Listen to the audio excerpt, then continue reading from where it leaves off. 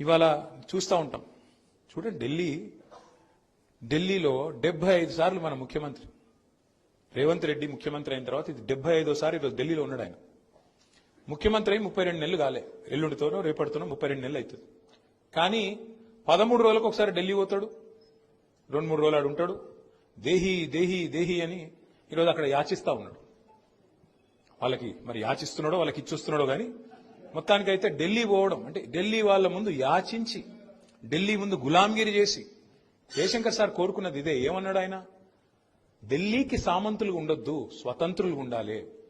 ఎన్నటికైనా స్వీయ రాజకీయ అస్తిత్వమే తెలంగాణకు శ్రీరామ రక్ష. తెలంగాణ కోసం ఒక స్వీయ రాజకీయ అస్తిత్వ పతాక ఉండాలి.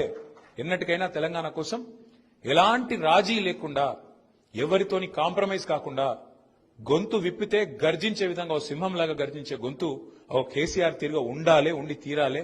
అందుకే కాంగ్రెస్ లో కలవద్దు అని గట్టిగా వాదించిన నాయకుడు, వాదించిన మహానుభావుడు ప్రొఫెసర్ జయశంకర్ గారు.